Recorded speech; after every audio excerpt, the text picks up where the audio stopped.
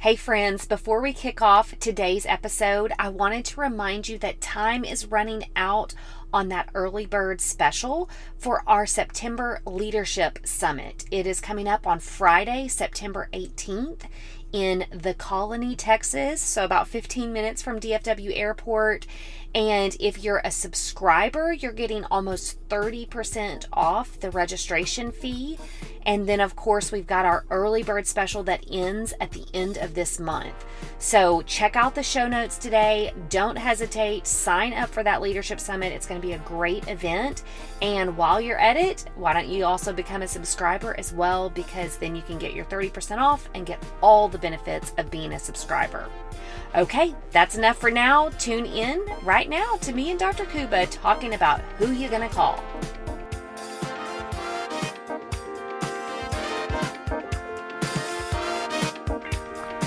What's up, lady? Hey, what you doing? It is freaking hot here in Texas. What is it? I'm melting. I do feel like I'm melting. Yes. Chronically.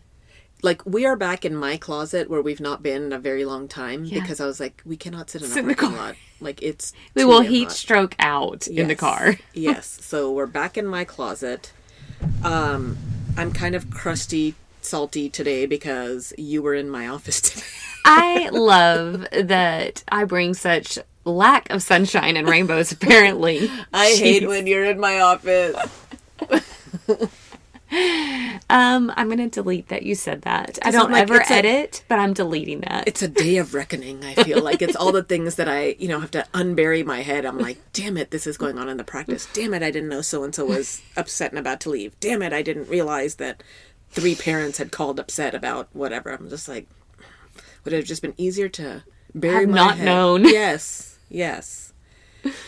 Well, now you know. So I guess you can always choose to bury your head again. It's very tempting. Especially because it's like summer. It's freaking hot. I'd rather be on vacay. And I don't know. The endless staffing issues. It's busy and it's summertime, but it's really not as busy as it should be.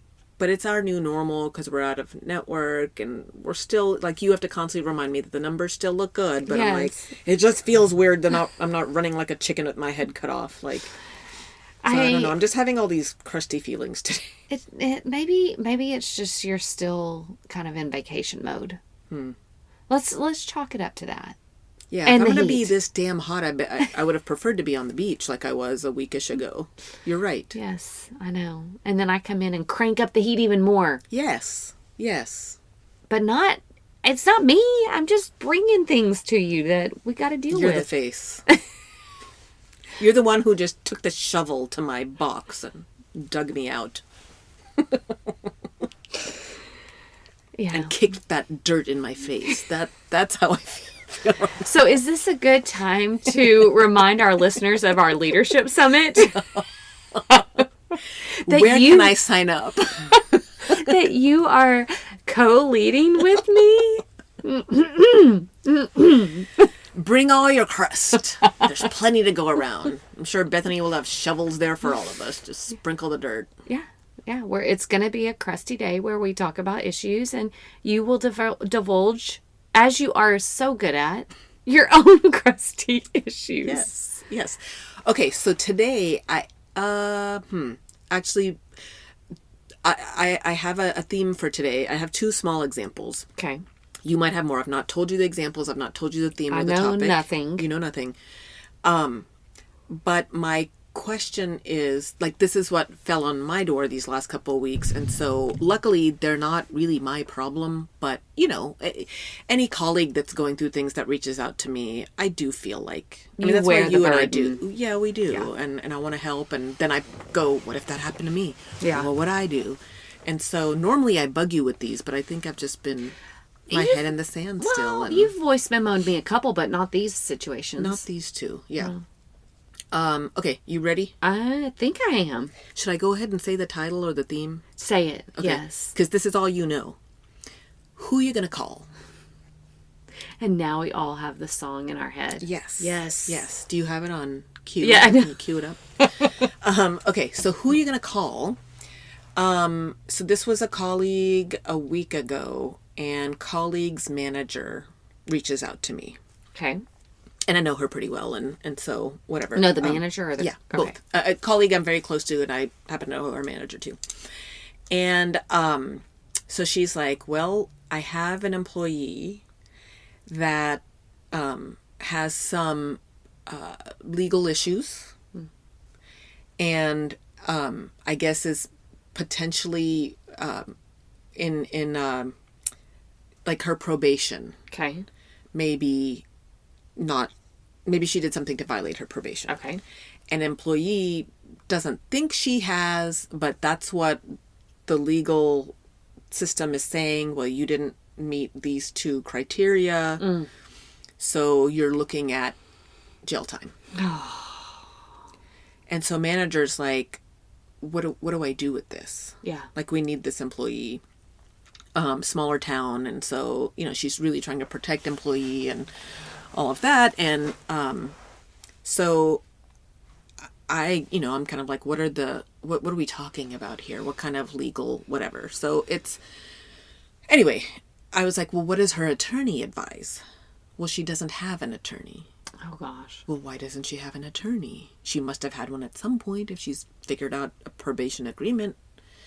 Well, I guess she maybe didn't like the person, didn't reach back out to the person. Okay. So employee is now thinking, like, getting a lawyer is going to be too expensive. I'm already paycheck to paycheck. Maybe I'll just go ahead and serve my time and move on. So it's not, what little bit she told me, I don't think it's like a violent crime or anything like that, but it's still just legal troubles and whatever. So what does manager do? Do you just let this employee go? But again, it's a small town. Employee's been employed there for a while. Yeah. If employee goes to jail, then they can't rehire her at any point because it's a felony on the record. Right. So I think that was my first inclination. It's like, why would you even deal with this? Just fire and move on. Put a post for a new person. And she's like, it's somebody that, again, everything I just said. She's like, we'd really rather not lose her. Yeah. Yeah. So who's she she's gonna like, call? Who do I call? So I guess she called me, but I'm just like, okay, well, what would I do if I was in this situation? Yeah. Who would I call? Am I washing my hands of it? So then that, when you go down that rabbit hole, okay, am I just firing and saying, okay, well, I mean, obviously if you go to jail, then that's bye-bye and we're going to put up at a post now. So that's option 1. Yeah. Option 2, would I help my employee find a lawyer? Right. When I was asking my husband this, he was like, you wouldn't, like, we were going back and forth over different parameters if it was, happening to me or whatever. And it's like, you wouldn't pay for the lawyer, would you? And I'm like, I don't know. Yeah. Like, I don't know. Yeah. Anyway, so yeah. who are you going to call, Bethany?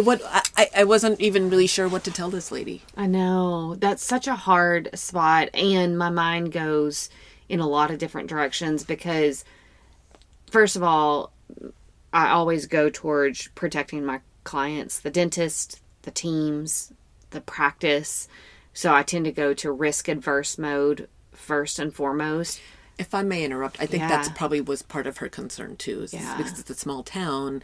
And if it comes out that she's no longer there and word in the community gets out that she's in jail, like, would it not be better to help her get a lawyer to avoid that, but also protect the practice so that the practice isn't going, oh, you had this person working in your office? Because then they can't share the details of it. Wasn't it's not like she harmed. It wasn't a violent situation. I don't know. Anyway, carry on. You were saying you always try to protect the client. So my mind is going there first, and then there's also this part of me that's like, I can't not think of the staff members. I work with so many amazing team members that really, I just so appreciate them as people that I can't completely ignore this person's situation that he or she's in. And so there's also the human side of it that I feel like we have to kind of grapple with it as well. And this is where practice ownership is so hard because it's not black and white. Like I'm about to tell you some things that I would think about as far as protecting the practice, but then there's also the human side of it that grays things up quite a bit. And we could be, super draw the line and this is what's going to be right to protect the practice. And that may not be what's best for this employee that's been a part of your practice for quite some time. And so there's a lot of gray, I feel like, in this scenario. So number one, I would say we have to know some more information about what this person's offense is. I know your colleague told you it's nonviolent and was probably not sharing all of the details of what she knows about it, but I think we have to know what this person's offense is so that we can navigate appropriately. So what would be some things that could come up that would be concerning? In all honesty, a recent drug charge. Now this is where, again, it's all gray. So I'm just going to give my opinion on it if I were advising your friend on this. DWI and DUI, I tend to look on less strictly as I do like you were selling drugs, you were, on some heavy meth and got caught with that. That to me is a different level of severity, primarily because in the dental field, we have drugs around us all the time.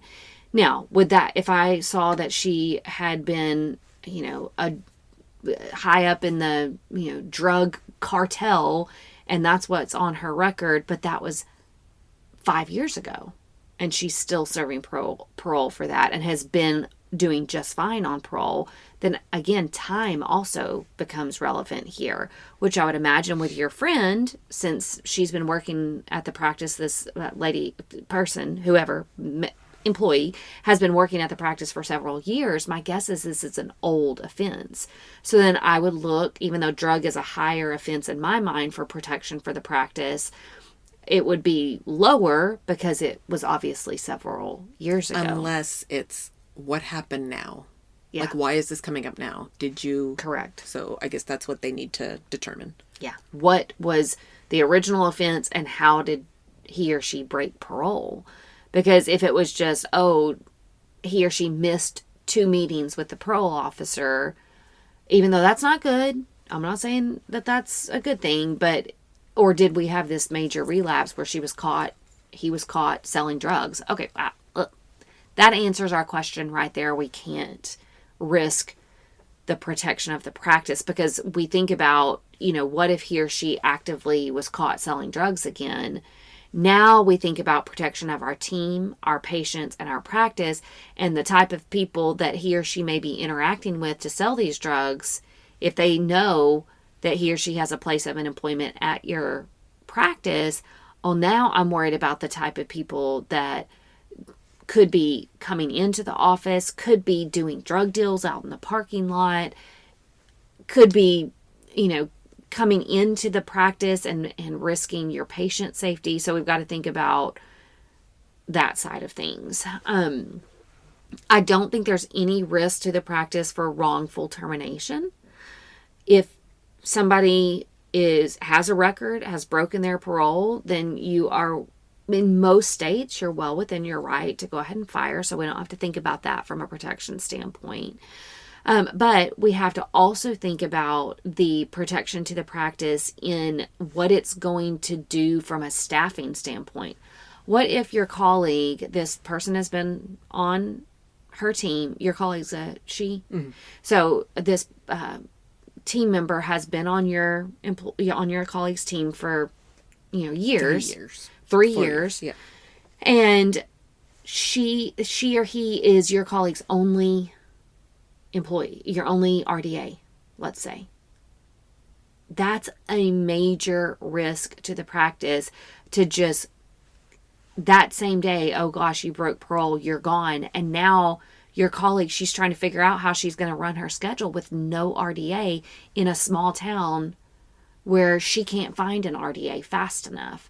That's a risk to the practice. So to me, that decision would be, okay, if we're going to terminate this employee, then it needs to fit in a timeline that still gives your colleague time to find a replacement. So that's also a part of the risk. Let me pause there because I've said a lot. No, that's where I'm just like, I don't, I think with me not knowing too much about the offense. Yeah. That's a good point. I didn't really ask. I really was just letting her vent more than anything. So, but in my own thinking about this, going, well, what I do?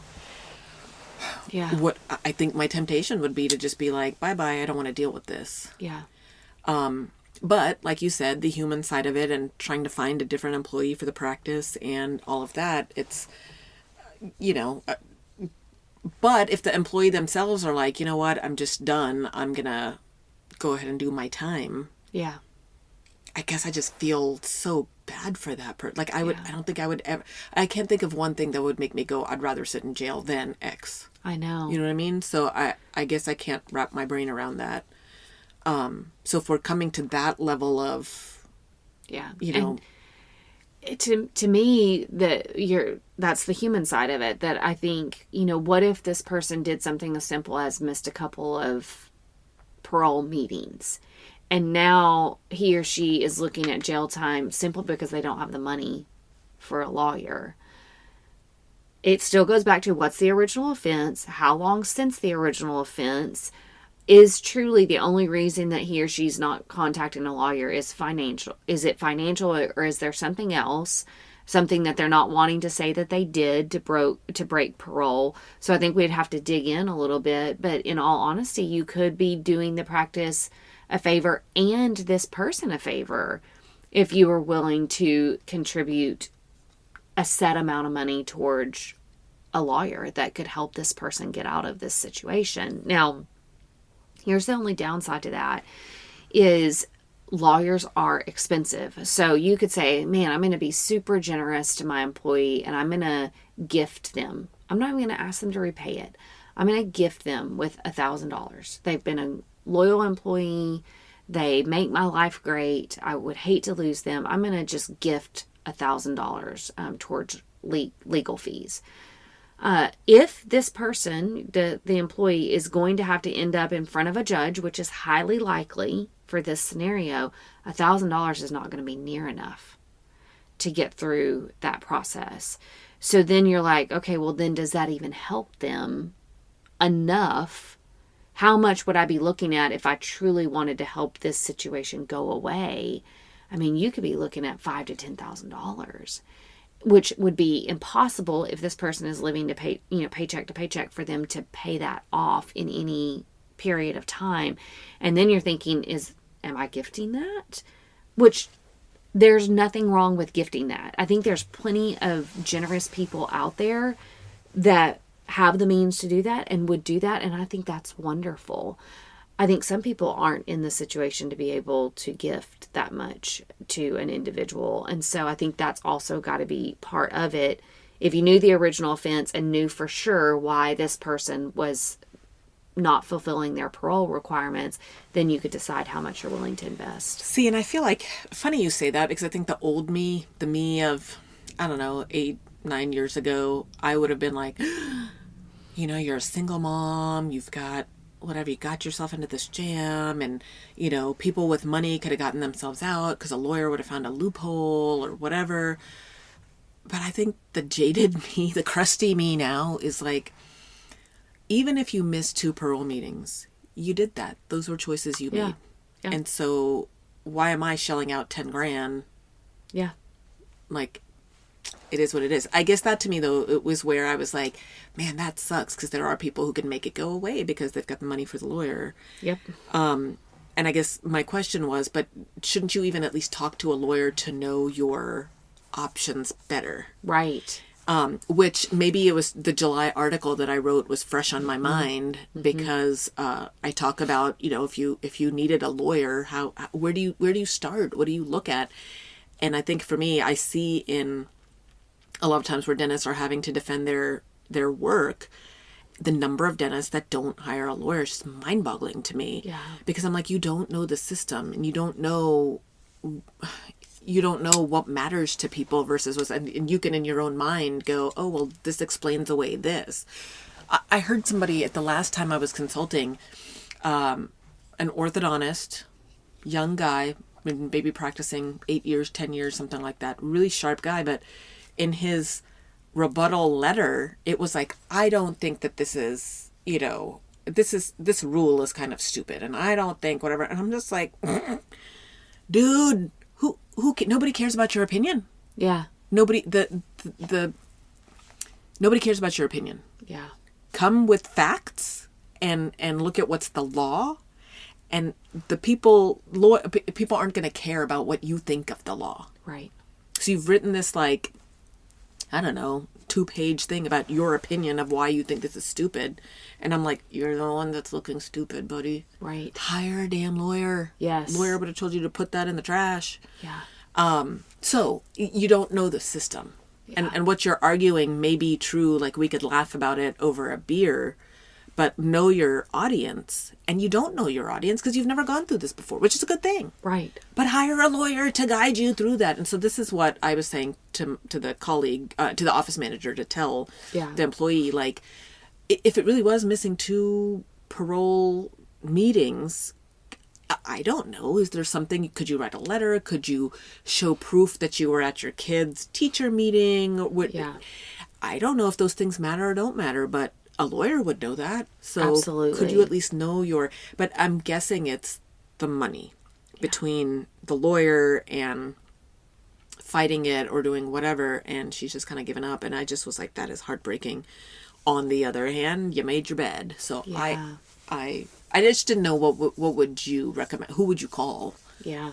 And so... Yeah, I think that it really is a tough scenario. I tend to be so, subjective in my opinions because if this employee is the only RDA on a team or is super pivotal in daily operations, I know the impact of losing a valuable team member like that. And so I might be inclined, if this were my client, to say, hey, let's pay for a 1-hour consultation for her to be able to talk to somebody. And let's just see where it goes from there. After we figure out original offense, time since the offense, what's the parole offense. After we do that due diligence, then I would probably say if she's super pivotal and this is a small town and all of that, I would probably be inclined to say, let's see what we can do to help, because it in turn helps the practice.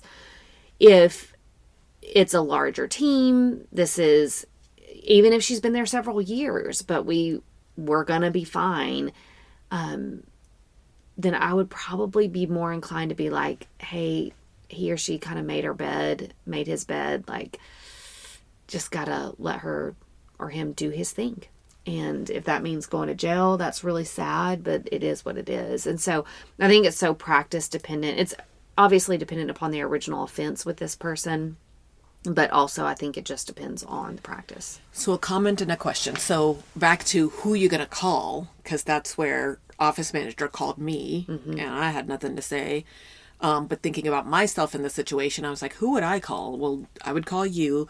But I also thought about Tink, the compliance, Dwayne Tinker. And so I mentioned that to the office manager because they're also Tink clients. I was like, have you reached out to Tink already? Yeah. And she's like, no, what does compliance have to do with this? I said, I don't know. Tink knows a lot of people and knows a lot of situations. And he used to be a cop and just pick his brain anyway. And so, so I guess in my mind, that's who I would call. My phone of friends would be, I would call Bethany, obviously, and I would call Tink just to say, hey, do you know any lawyers? Is this worth trying to help? Or, what do you do? So those would be my phone of friends. So that was my comment there. My question for you is, so you're talking about an offense like I think you said DUI, DWI, whatever. What would be some other offenses that you would be like, oh, hells no, like cut ties and that's that? Anything related to theft, I just don't play with that.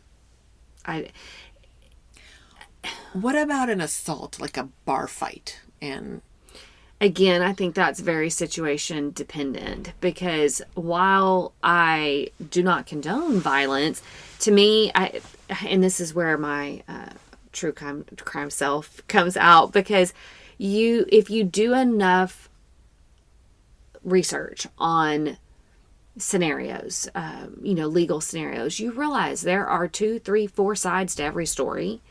And there is one situation that I read up on that it was a bar fight, and thankfully videos became evident, and this person had been, in my opinion, wrongfully arrested. She had a right to defend herself, and the videos ultimately showed that. But again, the system can be slated to privilege the privileged, and she was not privileged. And I think, as I watched her story unfold, I was like, it's just really unfair.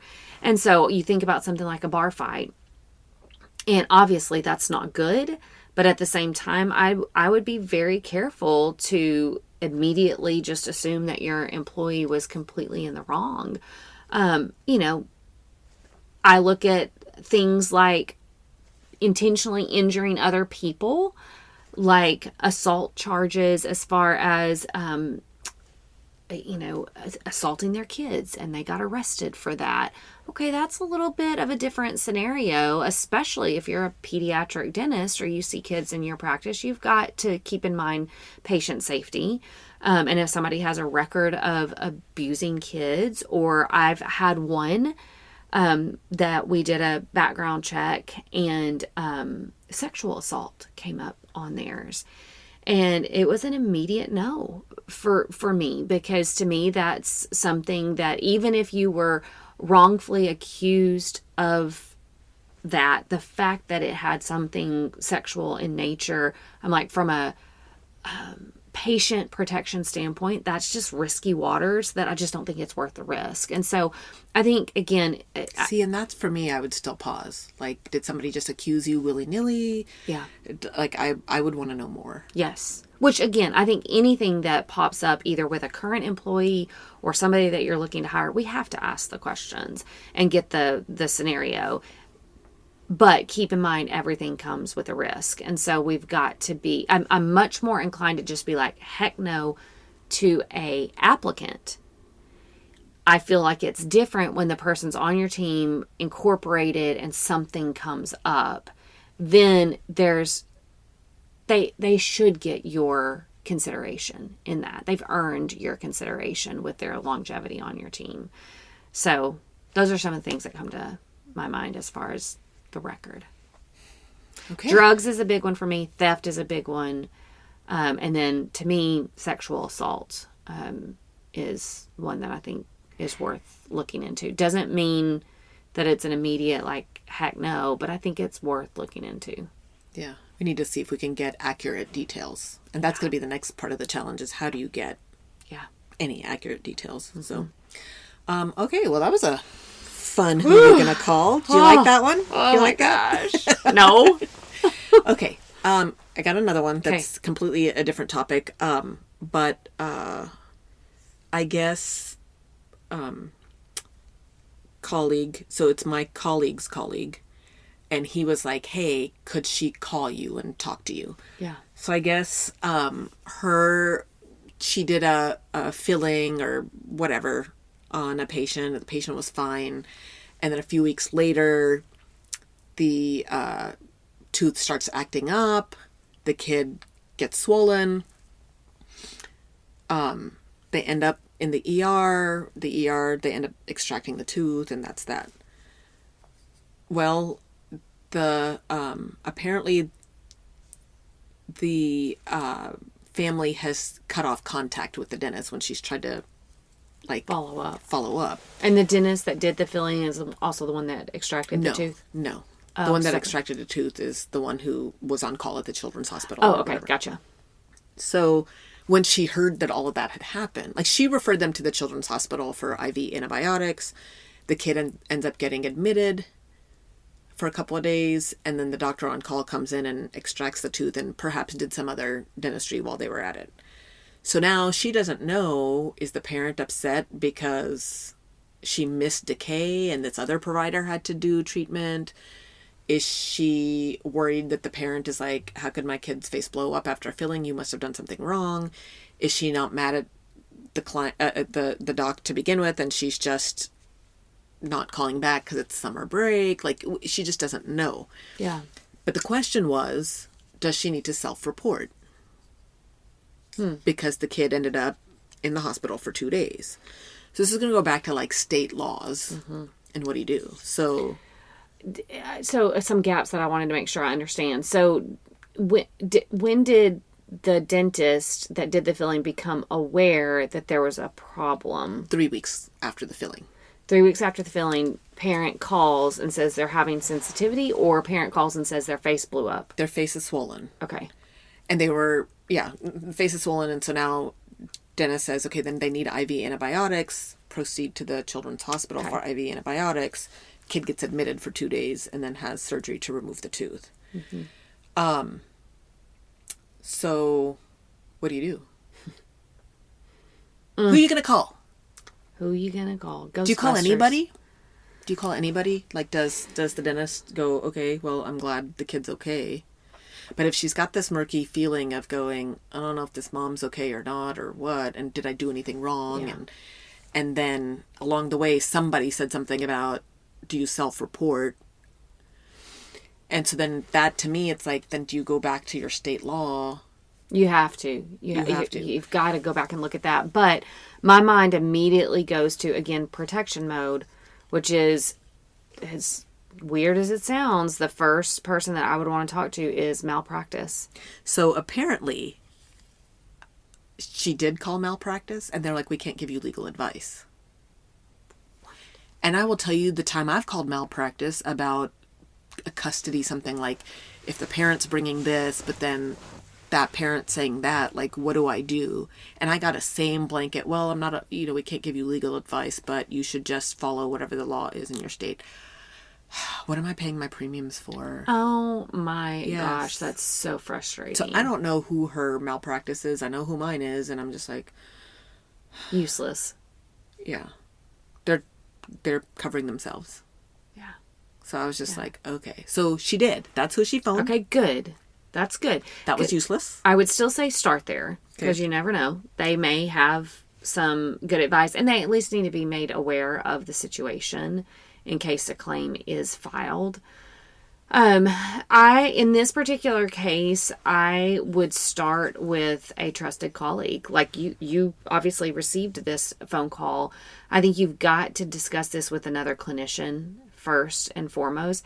And not just your good old buddy down the street that's going to tell you what you want to hear, but I think somebody that is a thinker and somebody who's really going to take this situation to heart seriously and think through it.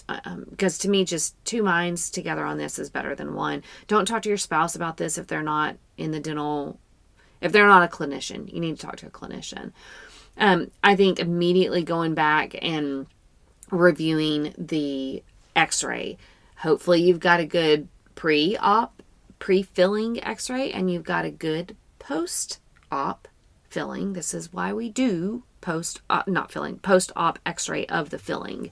That would be very helpful to have on file. And I know that's cumbersome. Every time I recommend post-op x-rays to team members, I literally get every single person, including the doctor, roll their eyes. So you say every treatment?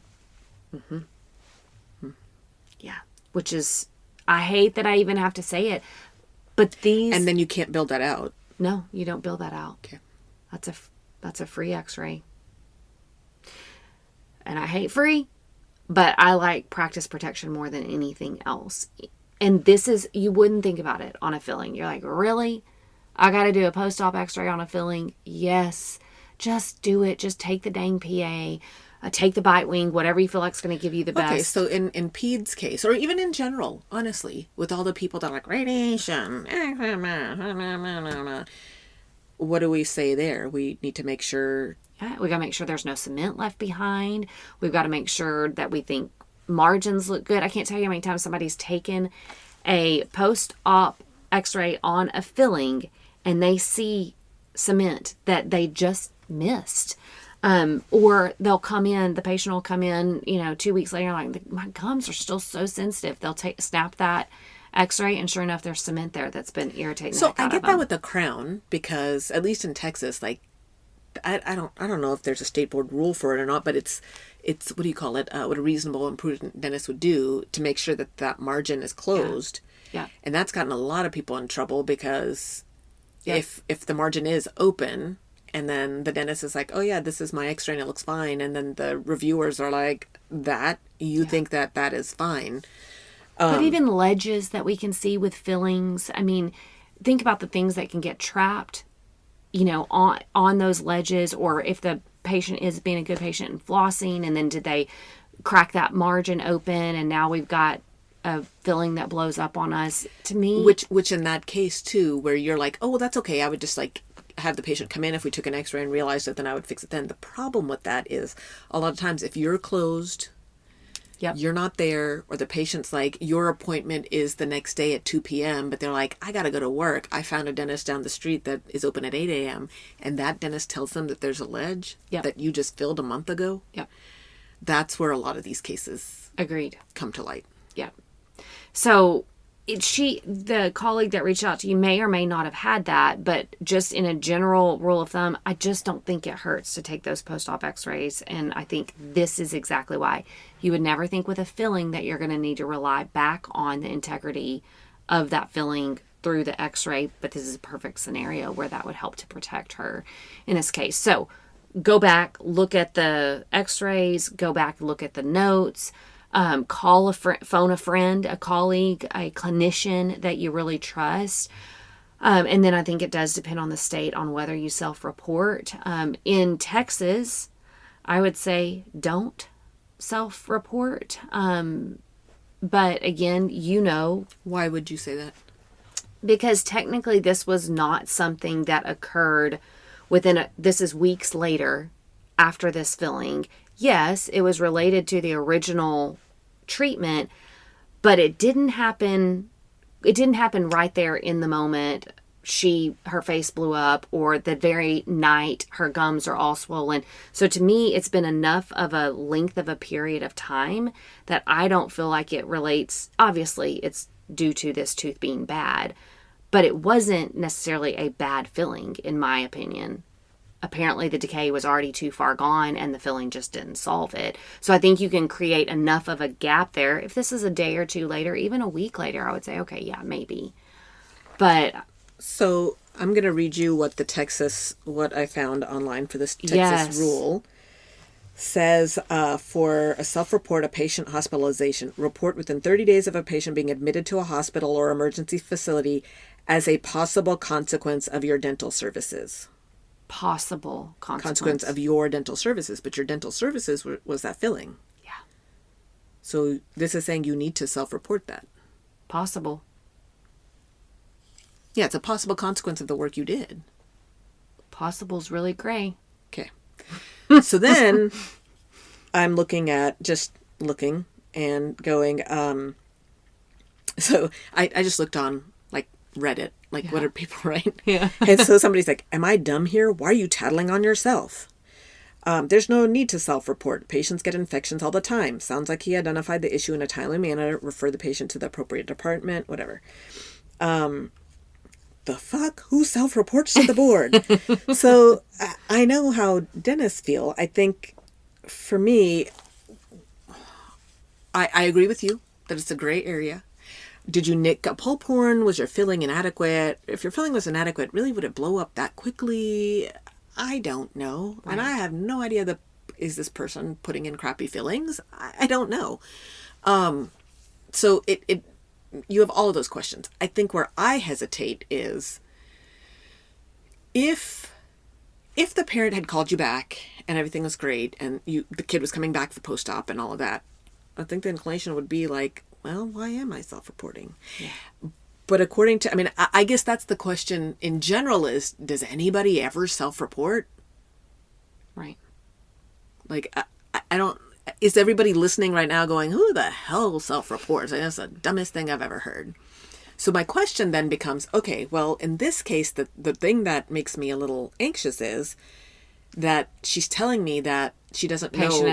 Our parent is non-responsive to those. And she's wondering if the parent is upset at her. And if the parent's upset at her, then are you going to complain to the board? Right. And if you complain to the board and now they investigate and they found that the kid went to the ER, the board's always going to say you should self-report. Yeah. And so can they add that to the list of allegations? Yeah.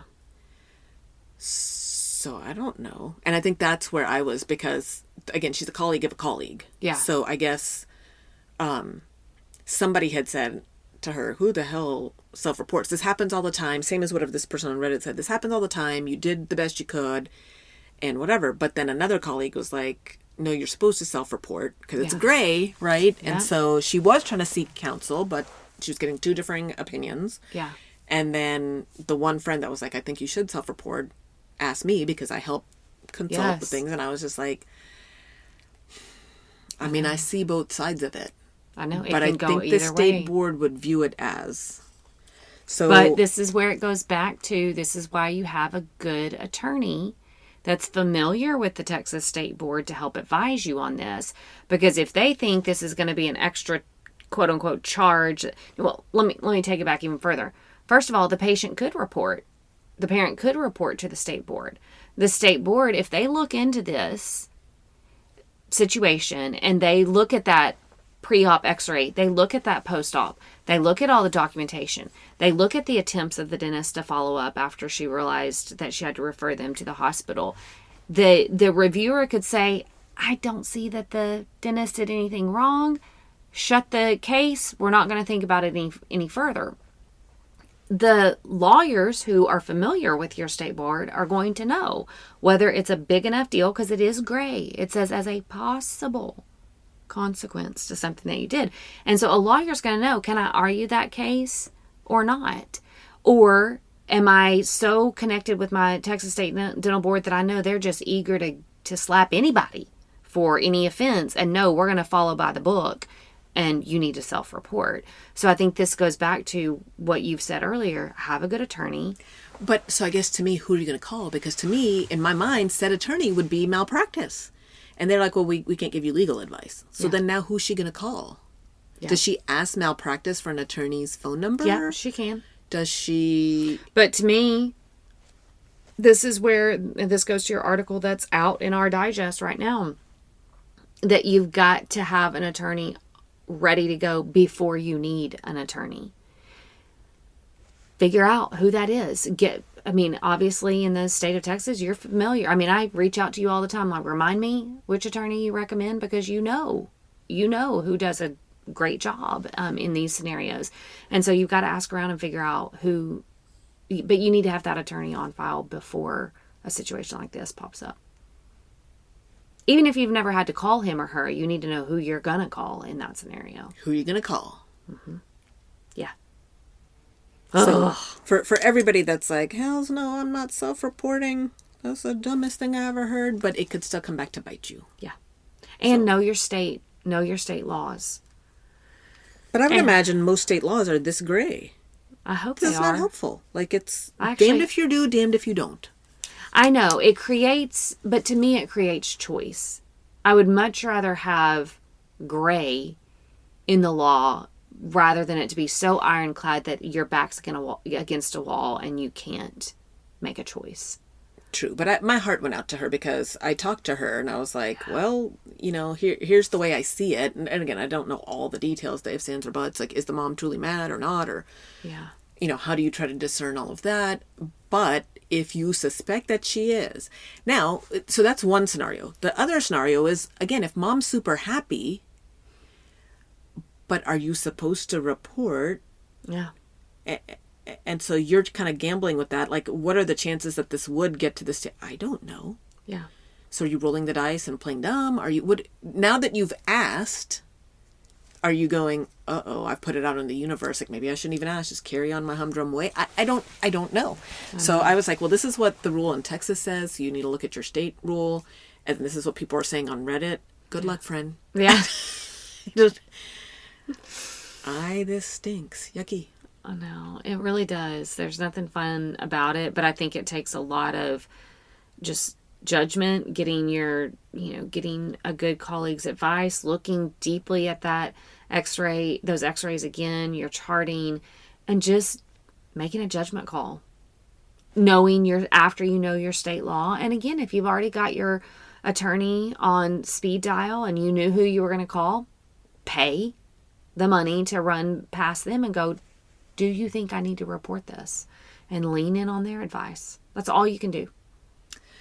So I know we're probably out of time here, but the 2 scenarios I gave you about who you're going to call, do you have, as you've been talking, do you have your own scenario for who would you call? Or are you There's so many that I could bring up that it would be worth another episode. So we're going to do a part 2? But also I just have to be really careful. So I don't know. There is a long list. Yes. Okay. I'm going to have to try to work on you to divulge more than I need to. Yes. We want some meat. Drama. Oh, drama. Thanks for joining the conversation today. We hope that you are comforted in knowing that you are not alone, but we also hope that you're walking away with some really great tips and tricks to try in your practice. We value your feedback, so please take a few moments to rate and review the podcast.